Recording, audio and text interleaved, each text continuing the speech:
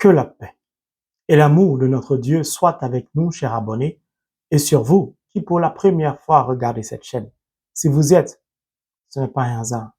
Le hasard n'existe pas dans la parole de Dieu. C'est le Saint-Esprit qui vous y a conduit, car Dieu a certainement une parole pour vous.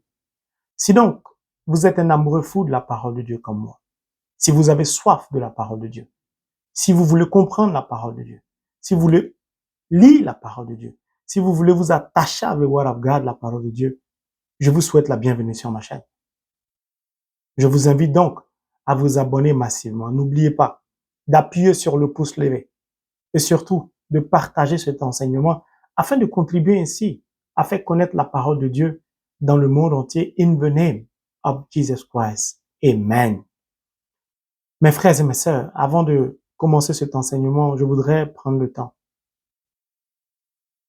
d'offrir les intentions de prière de toutes ces personnes qui souffrent, qui sont en difficulté au Seigneur par l'intercession de la Vierge Marie.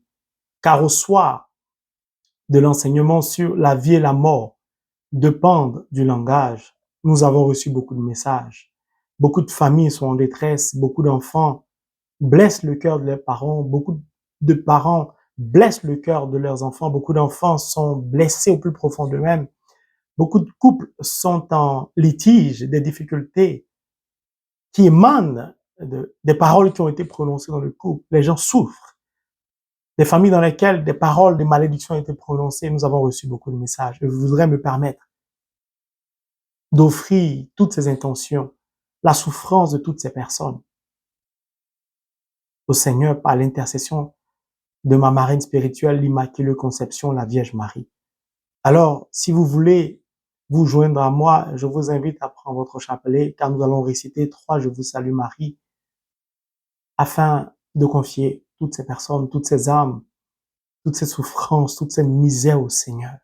Car la parole de Dieu, il est bien de la prêcher, il est aussi bien de la mettre en pratique.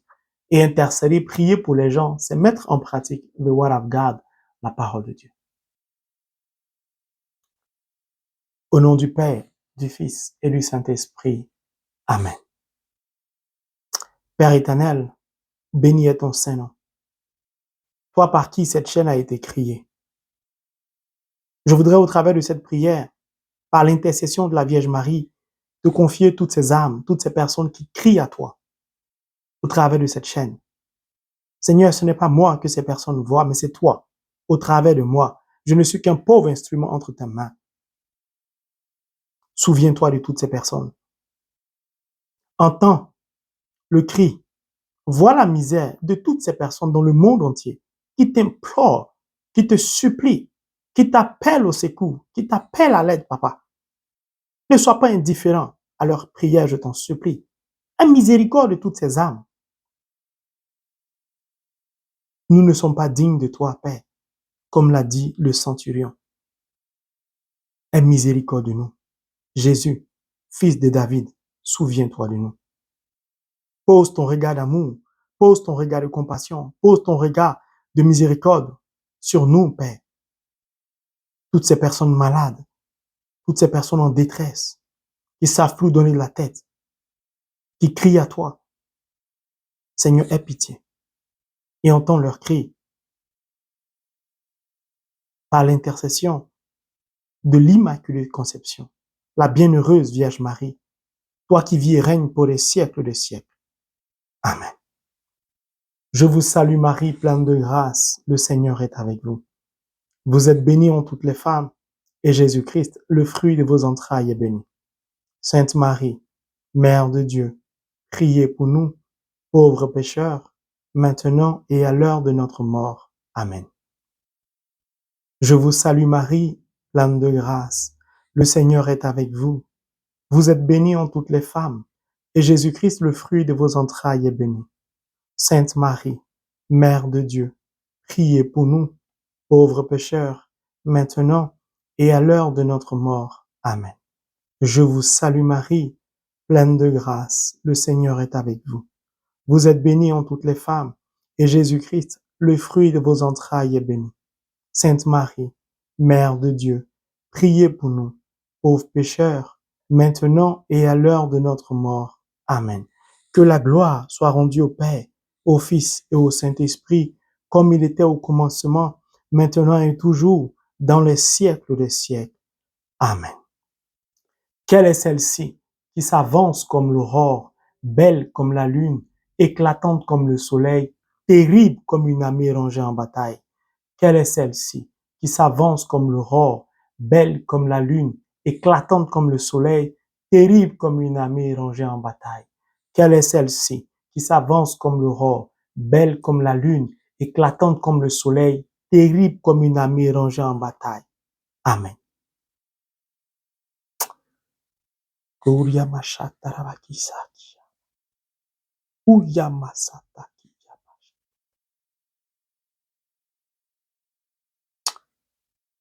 je sens la présence de l'Éternel qui veut bénir son peuple. Je sens la puissance de Dieu qui est en train d'être répandue sur beaucoup de personnes qui sont en train de souffrir. Alléluia.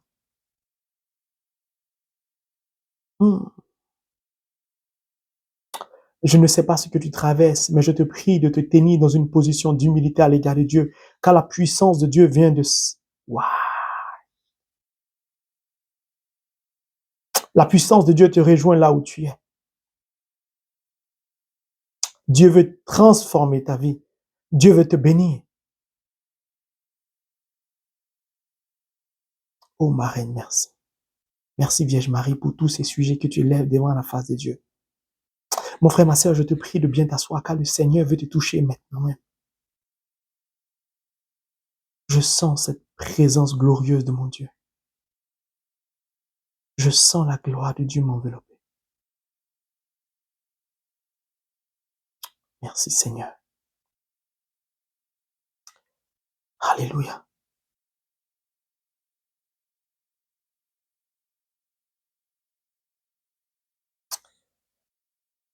Mon frère, ma sœur, la parole de Dieu est sérieuse.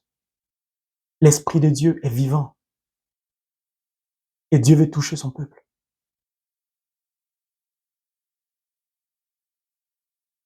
J'en ai les larmes aux yeux parce que j'ai senti une présence descendre sur moi fortement. Je ne sais pas ce que tu vis, mais je te dis aujourd'hui, le Seigneur va te toucher. Je te le dis sincèrement. Car ces genres d'événements, même moi-même, je ne les vis pas tout le temps comme ça.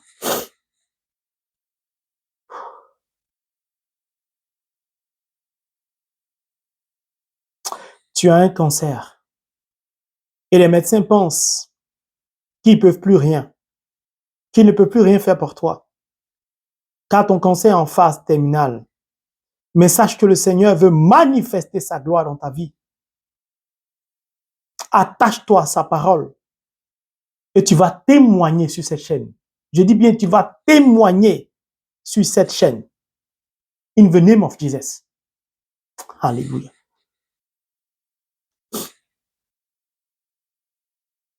Tu es en Centrafrique. Tu as eu des diplômes, mais tu n'as toujours pas trouvé un boulot. Tu cherches du travail, mais tu n'en trouves pas. Donc, tu te débrouilles à faire des petits boulots. Mais sache que tous ces petits boulots que tu vivais, le Seigneur voulait au travers de ces boulots te briser, t'appeler à l'humilité, t'abaisser. Mais maintenant, l'heure de Dieu a sonné dans ta vie. Tu vas voir la gloire de Dieu se manifester in the name of Jesus Christ. Alléluia. Je dis, tu veux te marier, tu veux un homme, tu pries, tu jeûnes. Mais qu'un homme te dit bonjour, tu es toujours braqué. Tu es dur. Ressaisis-toi. Sinon, tu vas rester seul toute ta vie, je te dis. Arrête de te braquer contre ces hommes. Que le Seigneur conduit vers toi.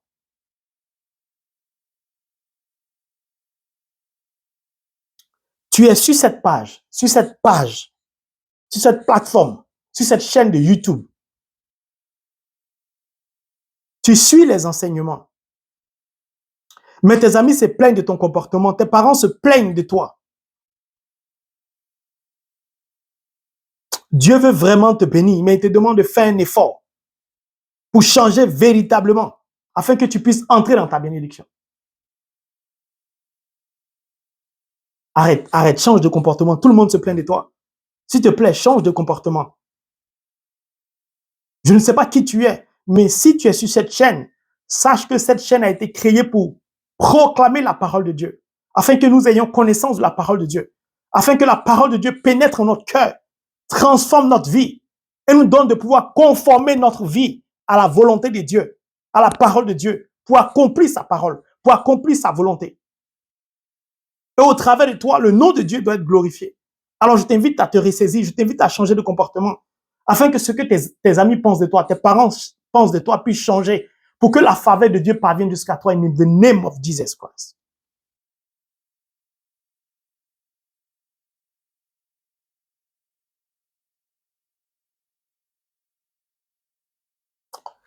Tous ceux qui n'ont pas de papier, qui se trouvent en Europe, qui se trouvent en Angleterre, qui se trouvent au Canada, qui se trouvent aux États-Unis, un peu partout dans le monde,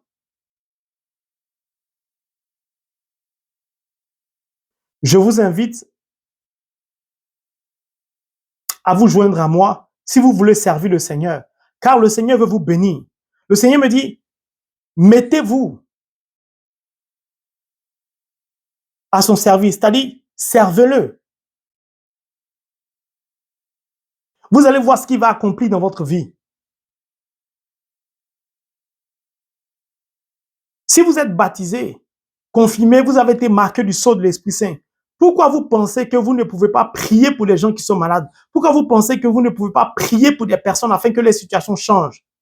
Alors mon frère, ma soeur, si tu te sens concerné, si tu as envie de servir le Seigneur, arrête de regarder ton irrégularité dans le pays dans lequel tu te trouves. Tu n'as pas de papier, le Seigneur n'en a qu'une, c'est pas ça son problème. Si tu veux servir le Seigneur, je t'invite à m'envoyer un email, je t'invite à entrer en contact avec moi. De là où tu es, nous allons servir le Seigneur ensemble. Le Seigneur a besoin de toi. Et tu verras ce qu'il va faire pour toi. Tu verras ce qu'il va accomplir dans ta vie. Tu verras qui est le Dieu qui régularise, qui donne les papiers. Tu verras la gloire de Dieu se manifester dans ta vie. Le Seigneur dit qu'il a besoin des personnes pour porter sa parole. Il a besoin des personnes pour intercéder. Il a besoin de nous les baptiser. Alors, je vous invite, par appel du Seigneur, à entrer en contact avec moi si vous voulez servir le Seigneur sérieusement. Car de là où vous êtes, Dieu va glorifier son nom afin que vous soyez régularisés. Je précise bien, je m'adresse à des personnes sans papier. Je dis, Dieu veut bénir son peuple. Béni est ton Seigneur, Seigneur. Merci, Maman Marie, de continuer à prier, de continuer à intercéder pour toutes ces personnes qui, en difficulté dans le monde, souffrent.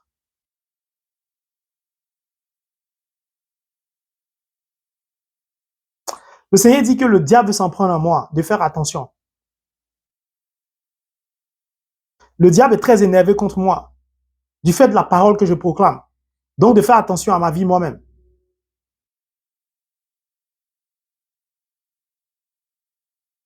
Merci, Seigneur. Gloire à toi, Papa. Merci, Maman Marie, pour ton intercession en faveur de toutes ces âmes qui souffrent. In the name of Jesus Christ. Amen. Mes frères et mes sœurs, j'aime la parole de Dieu.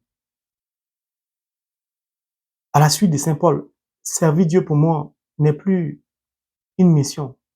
C'est vital, c'est une nécessité. Je n'en peux plus. Ne pas servir Dieu, c'est me rendre malade. Je vous assure, je n'en peux plus. J'ai besoin de servir Dieu. J'ai soif de la parole. J'ai soif de son amour. J'aime la parole de Dieu. Mes frères et mes sœurs, l'enseignement que je voudrais partager avec vous est tiré du livre de Matthieu. Selon le temps, je voudrais vraiment faire des vidéos courtes. Donc, si le temps est un peu avancé, je vais essayer de faire cette vidéo en plusieurs parties. Je ne sais pas, en 2 ou 3, selon ce que l'Esprit va me donner de dire ou de comprendre. Merci Jésus. Merci Seigneur, parce que déjà le Seigneur, au travers de cet enseignement que je n'ai pas encore commencé, il me dit qu'il va délivrer beaucoup de personnes. Il va bénir beaucoup de personnes, il va fortifier beaucoup de personnes, car beaucoup de personnes sont tourmentées par le diable. Parce que ces personnes n'avaient pas la connaissance de la parole de Dieu. Et le Seigneur vous demande encore de de bien retenir l'enseignement précédent sur le pouvoir et la puissance de la parole, de ne pas plaisanter avec l'enseignement de la parole de Dieu parce que ça va vous aider à vous défendre. Béni est ton Seigneur. Alors nous allons prendre le livre, si tu me permets, Seigneur, de Matthieu chapitre 4, du verset 2 au verset 11. C'est un passage que je reviendrai là-dessus une prochaine fois pour expliquer l'importance du jeûne. Aujourd'hui, ce n'est pas l'ordre du jour. Et le thème, c'est la tentation. L'épreuve de la tentation ou la tentation. Parce que la tentation est une âme puissante que le diable utilise. Mais on va y arriver. Par la grâce de Dieu. Donc, je vais lire d'abord du verset 2 au verset 11, puis on va prendre verset par verset pour essayer d'expliquer la parole de Dieu. Vous savez, même si je dois faire un enseignement dessus, mais je commence déjà tous les jours quand j'enseigne. Vous ne pouvez pas prier, bien prier, si vous ne comprenez pas la parole de Dieu. Donc, il est important de comprendre la parole de Dieu. C'est pourquoi la mission que Dieu m'a donnée, elle est focalisée, elle est centrée, elle est basée essentiellement sur la proclamation de la parole de Dieu, mais sur l'explication de the word of God, la parole de Dieu. Car beaucoup de personnes comprendront la parole de Dieu. Si ces personnes comprennent bien la parole de Dieu, elles n'auront plus besoin de quelqu'un. Elles vont changer leur manière de prier, elles vont voir le résultat, la démonstration de la puissance de la parole de Dieu qui aboutit à un résultat. Mes frères et mes sœurs, nous allons commencer déjà à lire le texte, prendre un verset, car le temps est en train de courir. Matthieu 4, verset 2 au verset 11, qui dit, je cite, « Après avoir jeûné 40 jours et 40 nuits, il finit par avoir faim. Le tentateur s'approcha et lui dit, « Si tu es le Fils de Dieu, ordonne que ces pierres deviennent des pains. » Mais il répliqua, « Il est écrit, ce n'est pas seulement de pain que l'homme vivra, mais de toute parole sortant de la bouche de Dieu. » Alors le diable l'emmène dans la ville sainte, le place sur le faîte du temple et lui dit, « Si tu es le Fils de Dieu, jette-toi en bas, car il est écrit, il donnera pour toi des ordres à ses anges et ils te porteront sur leurs mains pour t'éviter de heurter du pied quelques pierres. » Jésus lui dit, « Il est aussi écrit, tu ne mettras pas à l'épreuve le Seigneur ton Dieu. » Le diable l'emmène encore sur une très haute montagne. Il lui montre tous les royaumes du monde avec leur gloire. Et lui dit, « Tout cela, je te le donnerai si tu te prosternes et m'adores. » Alors Jésus lui dit, « Retire-toi, Satan, car il est écrit, le Seigneur ton Dieu, tu adoreras, et c'est à lui seul que tu rendras un culte. » Alors le diable le laisse, et voici que les anges s'approchaient et ils le servaient. Il s'agit de la tentation, la puissance de la tentation, le pouvoir de la tentation. La tentation est une âme dont se sert le diable pour détruire la vie des chrétiens. Alors permettez que je puisse définir ce que c'est que la tentation pour que vous puissiez comprendre. Définition de la tentation. Attrait vers quelque chose de défendu par une loi morale ou religieuse.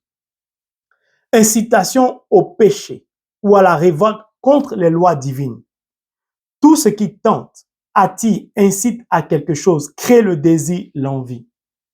Une autre définition, si vous me le permettez. Désir, envie de quelque chose. Donc la tentation est un désir qui nous pousse au péché. Souvenez-vous de Ève dans le jardin d'Éden. Elle a succombé à la tentation du fruit défendu.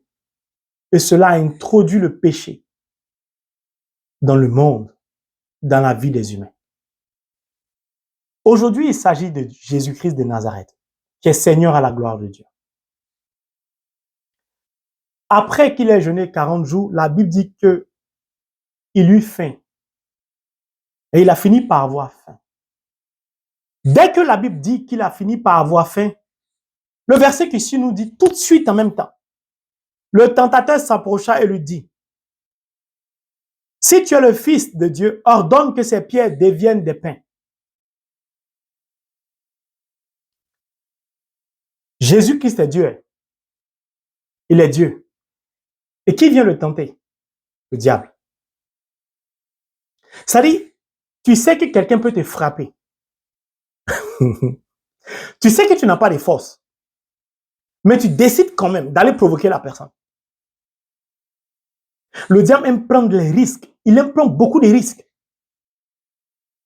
Le diable, c'est un feignant, c'est un paresseux, mais c'est quelqu'un qui n'abandonne pas.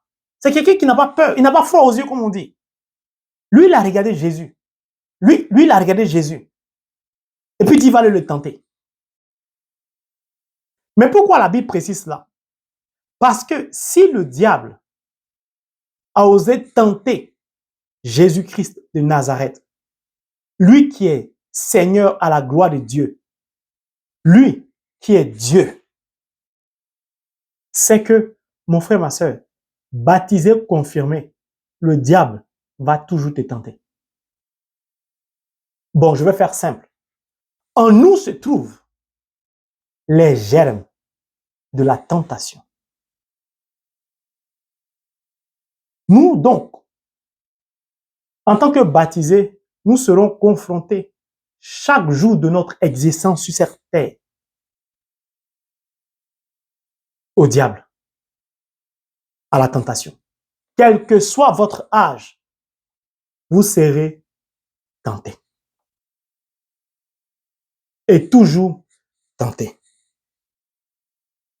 C'est pourquoi Pierre nous précise, il est comme un lion rugissant qui tourne, qui rôde autour de nous. On ne nous dit pas qu'il a arrêté de rôder. Il a rôdé hier, il rôde aujourd'hui, il rôdera demain. En tant que baptisés, nous devons donc faire toujours attention pour savoir si ce que nous vivons n'est pas l'œuvre du diable qui veut nous tenter à pécher. Mais comment le diable, si la tentation est un désir qui nous pousse au péché, comment il connaît ce désir? Parce que nos paroles, notre comportement reflètent notre intérieur, reflètent les pensées de notre cœur. Il a observé Ève dans le jardin d'Éden. Chaque fois qu'elle passait, elle s'arrêtait, regardait le fruit, elle salivait. Il a compris qu'elle veut goûter. Donc, il s'est servi de sa soif, de la curiosité, de sa soif, de son désir de vouloir goûter. Et il a poussé à poser l'action. Et donc, il veut faire ça à Jésus. Lui, il n'a pas peur. Donc, ne pense pas que parce que tu es baptisé, parce que tu es confirmé, parce que tu es marqué du sceau de l'Esprit Saint, que tu effraies le diable, que tu effraies les sorciers, que tu effraies un mystique. Tu n'effraies personne par ton baptême. En tout cas, le diable, tu ne le ferais pas.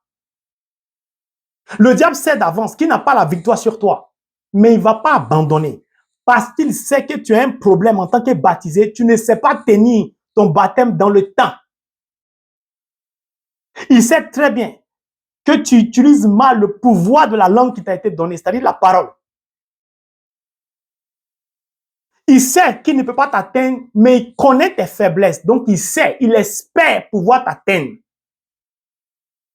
D'un moment, il doit faire attention puisque Dieu m'a donné un message tout à l'heure pour moi. Donc, maintenant, s'il marche, doit aller à gauche, à droite, on ne sait jamais. Parce que le diable, il est rusé. Comment donc il décide de tenter le Seigneur? Lorsque Jésus, il sort du désert après 40 jours de jeûne, il a faim.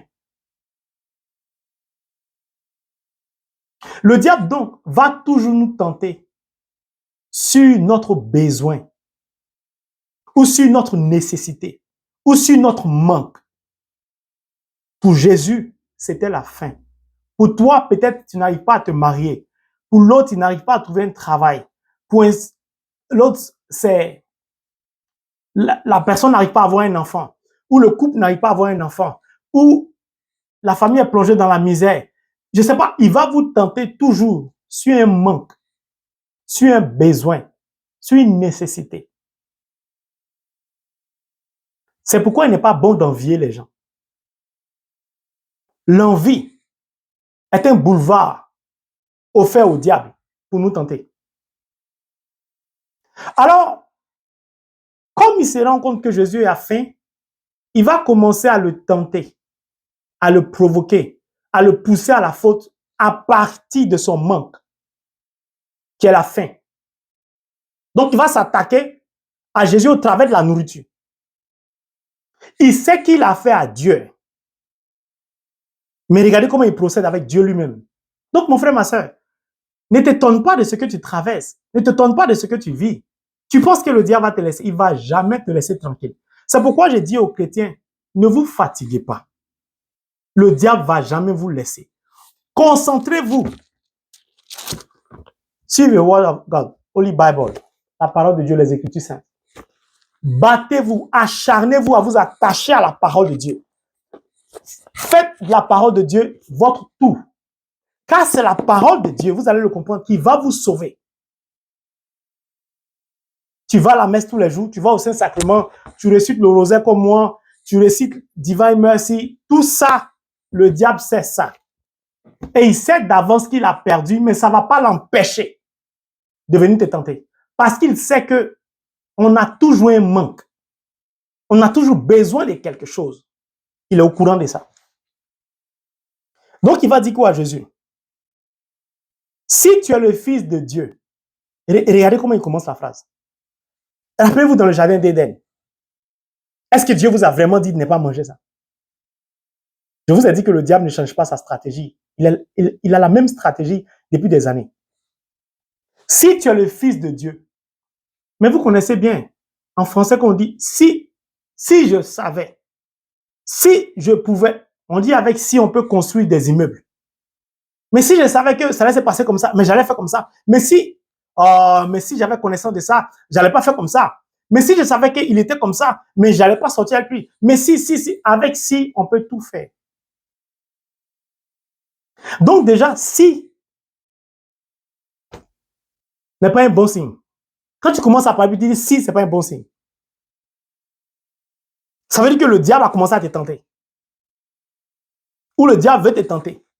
Ou le diable prépare quelque chose contre toi. Il veut te pousser au raisonnement. Donc il dit, si tu es le Fils de Dieu. Donc il jette un doute sur Jésus. Il demande à Jésus, est-ce que tu es vraiment le Fils de Dieu? Il sait très bien à qui il a fait. C'est comme ça que le diable joue avec toi. Est-ce que le songe là même vient de Dieu? Est-ce que ce que tu as vu en songe ou même en vision, est-ce que ça vient vraiment de Dieu? Est-ce que la révélation même, ça venait de Dieu? Est-ce que ce que le frère a dit même, ça vient de Dieu? Est-ce que de la manière dont il explique la parole de Dieu, même, ça vient de Dieu?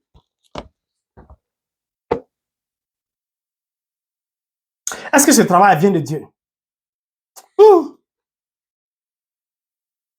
C'est comme ça que le diable s'introduit en nous et dans nos vies. Si. Il veut toujours nous pousser à douter. La tentation, c'est ça. Il veut nous pousser à commettre le péché. Donc, il utilise toutes sortes de stratégies pour nous pousser à commettre la faute. Il veut remettre en cause le caractère filial ou la filiation entre Jésus et Dieu. Mais il ne dit pas ça à quelqu'un d'autre. Il dit ça à Jésus lui-même. C'est comme si moi, tu me regardes et puis tu me demandes si mon père est mon père. Est-ce que tu es vraiment le fils même de ton papa?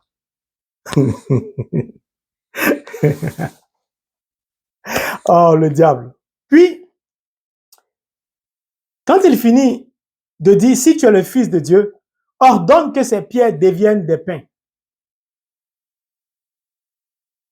Après avoir osé jeter un doute sur sa filiation, il ne cherche pas la réponse. Il veut juste distraire Jésus pour introduire maintenant son venin. Si tu es vraiment le Fils de Dieu, est-ce que tu es le Fils de Dieu même? Si tu es le Fils de Dieu, c'est qu'il y a un pouvoir en toi, non? Si tu es le Fils de Dieu, normalement, tu peux tout faire, non? Mais comme tu as faim, là, essaie de transformer les pierres en pain. Vous savez ce que ce verset signifie? Je vais vous l'expliquer. Car le Saint-Esprit m'aide à vous expliquer. Lorsqu'il dit à Jésus, ordonne que ces pierres deviennent des pains, j'aime la parole de Dieu. Holy Bible, j'aime the word of God. J'aime ça. Quand vous comprenez la parole de Dieu, vous êtes heureux et vous savez comment prier. Vous savez comment vous défendre. Mais vous devez être toujours prudent. La pierre signifie la dureté, la méchanceté. Souvenez-vous, dans l'Ancien Testament, qu'est-ce que Dieu a dit à son peuple?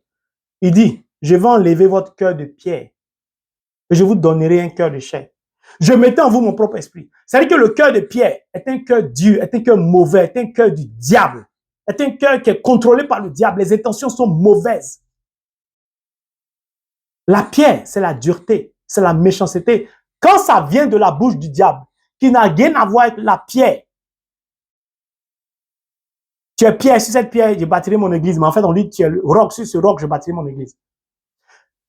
Les mots qui viennent de la bouche du diable n'ont pas la même signification ni la même définition que les mêmes mots qui viennent de la bouche de Dieu. Les mots qui viennent de la bouche des baptisés confirmés. Ça veut dire que moi, je peux utiliser une phrase que le diable utilise, mais ça n'a pas le même sens. Parce que moi, je suis baptisé confirmé, marqué du sceau de l'Esprit Saint. Donc, le diable va toujours essayer d'utiliser nos mots, nos phrases, pour nous conduire dans l'obscurité et pour jeter l'obscurité sur nous. Donc, lorsqu'il dit, ordonne que ces pierres deviennent des pains, il dit à Jésus, transforme-moi le diable. Moi qui suis mauvais là, transforme-moi en un saint. Pourquoi? J'ai déjà fait des enseignements dessus. Quand il parle de pain, Jésus dit, je suis le pain vivant descendu du ciel. Il est le pain vivant descendu du ciel. Donc, il dit à Jésus, qui lui-même est le pain descendu du ciel, de transformer lui, le diable, en un pain descendu du ciel. Puisque le diable est un ange déchu. Je ne sais pas si vous comprenez la subtilité, comment le diable est rusé. Le diable sait très bien que Jésus, Dieu ne peut jamais le transformer en un pain vivant. En fait, le diable demande à Jésus de faire de lui l'Eucharistie. Pourtant, ce n'est pas le diable qui a faim. C'est Jésus qui a faim. Le diable, lui, n'a pas jeûné. Mais il veut prendre, oh, le diable, franchement, il veut prendre la gloire de Dieu. C'est-à-dire qu'il dit à Jésus, transforme les pierres en pain. Donc moi, qui suis mauvais, moi qui suis un ange déchu, donne-moi de devenir un saint. Donne-moi de devenir Eucharistie. Pourtant, il sait que ce n'est pas possible. C'est comme ça le diable joue avec toi de la même manière.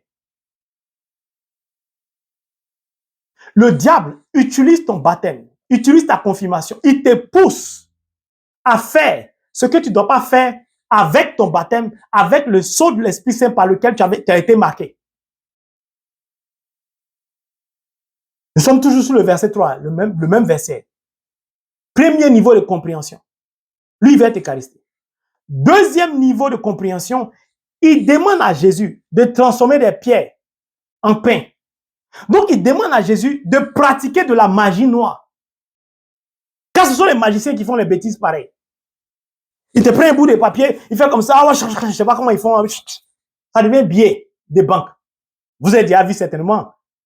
Ou bien le gars, il prend une carte, ou bien, je ne sais pas moi, il avale un truc, il sort ça là, un mouchoir, ça devient colombe. Mais le diable sait très bien que ce qu'il demande à Jésus, c'est de la magie. Or, la magie fait partie de ses atouts, de ses prérogatives à lui. En disant donc à Jésus, ordonne que ces pierres deviennent des pains, il dit, fais de la magie, je vais voir. Si tu es fort, si tu es le Fils de Dieu, c'est que nous sommes créés à l'image et à la ressemblance de Dieu, c'est que le pouvoir de Dieu est à toi. Alors que Dieu est capable de tout. Puisque les pierres, c'est lui qui a créé. Il est capable de rassembler les eaux, de faire pousser des roses en plein désert. C'est que tu as le même pouvoir que lui. Donc, on donne à ces pierres de devenir de pain. Fais de la magie, je vais voir. Fais de la magie noire. Utilise ton pouvoir, mais négativement. Trompe le peuple élu. Trompe le peuple de Dieu. Trompe les enfants de Dieu. Car si tu réussis à transformer ces pierres en pain, c'est que tous les chrétiens baptisés peuvent faire de la magie. S'ils font de la magie, donc ce sont mes adeptes. Ce sont mes enfants. Non, le diable. Il est rusé. Mais gloire soit à Dieu qui ouvre mon esprit à la compréhension des mystères cachés de sa parole. Pour que je vous communique la parole. Pour cette première partie, je voudrais m'arrêter là. Parce qu'on est déjà à 37 minutes. Mon frère, ma soeur, prends un bic et un stylo, assieds-toi bien.